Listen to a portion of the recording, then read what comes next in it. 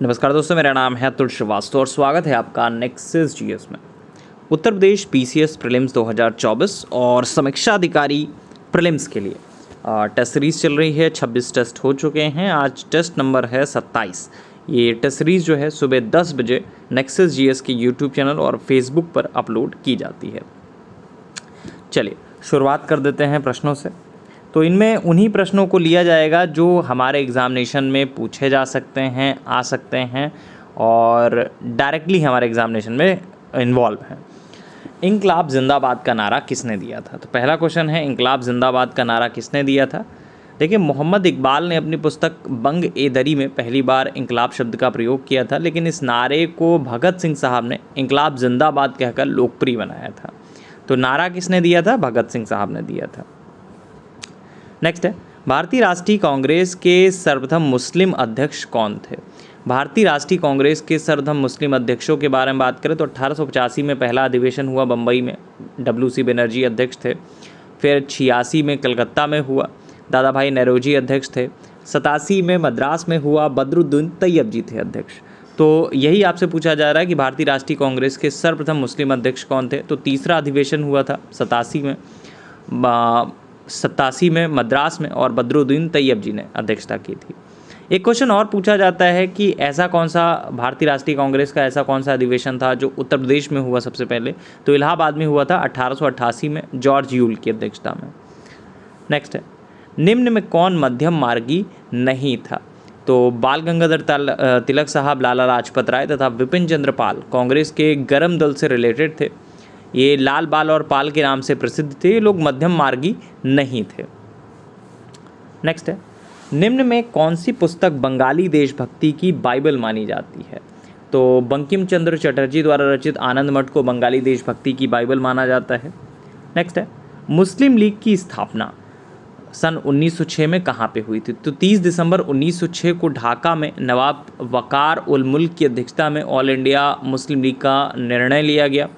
League का संविधान तैयार करने के लिए कमेटी का गठन किया गया। मुस्लिम लीग का पहला अधिवेशन दिसंबर 1908 में अमृतसर में हुआ। इस अधिवेशन की अध्यक्षता सर सैयद इमाम ने की थी।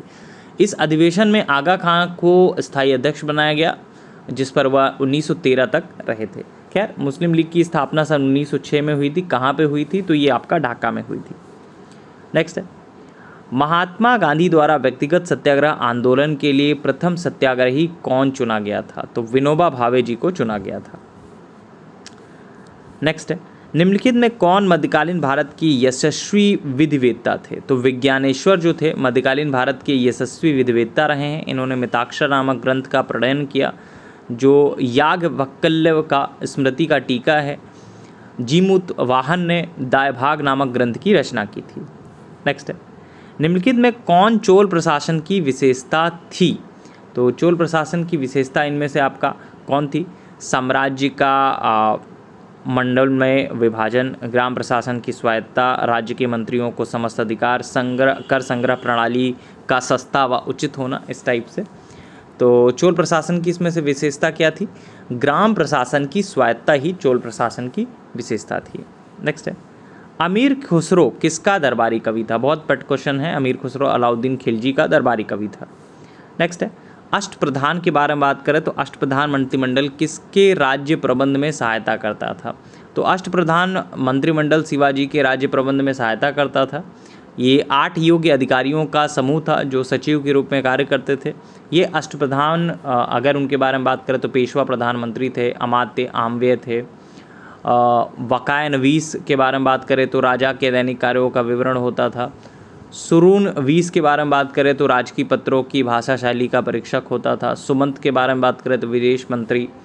सरे नौबत के बारे में बात करें तो सेनापति। पंडित राव के बारे में बात करें तो थानाध्यक्ष, न्यायाधीश होते थे। तो अष्टप्रधान मंत्रिमंडल किसके राज्य प्रबंध में सहायता करते थे? शिवाजी के। नेक्स्ट है, दक्षिण में बहमनी राज्य का संस्थापक कौन का था? तो हसन गंगू थे। नेक्स्ट है, मुगल कालीन भारत में राज्य की आय का प्रमुख स्रोत क्या था? तो मुगल कालीन भारत में राज्य की आय का जो प्रमुख स्रोत था वो आपका भू राजस्व था, सी ऑप्शन। नेक्स्ट है, हर्ष के समय की सूचनाएं किसके पुस्तक में निहित हैं? तो हर्षवर्धन के दरबार का श्रेष्ठ रचनाकार जो था वो बाणभट्ट था, जिसने हर्षचरित नामक ग्रंथ का प्रणयन किया था। हरिसेन और कालिदास गुप्तकालीन साहित्यकार थे, जबकि कल्हड़ के बारे में अगर हम लोग बात करें तो 12वीं शताब्दी की विभूति थे, जो कश्मीरी शासक जयसिंह के दरबार को सुशोभित करते थे। तो चौथा ऑप्शन इसमें सही होगा, इनमें से कोई नहीं। नेक्स्ट है, सम्राट अकबर द्वारा निम्न में किसको जरी कलम की उपाधि प्रदान की गई थी? तो मोहम्मद हुसैन को जरी कलम की उपाधि प्रदान की गई थी। निम्न में से किसने नालंदा विश्वविद्यालय का भ्रमण किया और वहाँ अध्ययन किया था? तो चीनी यात्री था हेनसांग। ये नालंदा विश्वविद्यालय में करीब 18 महीने तक रहकर अध्ययन इसने किया। हेनसांग के समय शीलभद्र विश्वविद्यालय के कुलपति थे। चीनी यात्री उनके चरित्र और विद्वता का काफ़ी ज़्यादा प्रशंसा करता था। उन्होंने स्वयं शीलभद्र के चरणों में बैठकर अध्ययन किया और यह उन्हें सत्य और धर्म का भंडार कहता था। तो कौन था? हेनसांग था। युद्ध जिसमें भारत में मुस्लिम शक्ति की स्थापना हुई। तो भारत में मुस्लिम सत्ता का जो संस्थापक था मोहम्मद गोरी को माना जाता है। मोहम्मद गोरी ने अपने भारतीय अभियान की शुरुआत 1178 में ठट्टा पर आक्रमण करके किया था, परंतु दिल्ली पर विजय के क्रम में उसकी मुलाकात पृथ्वीराज चौहान से हुई।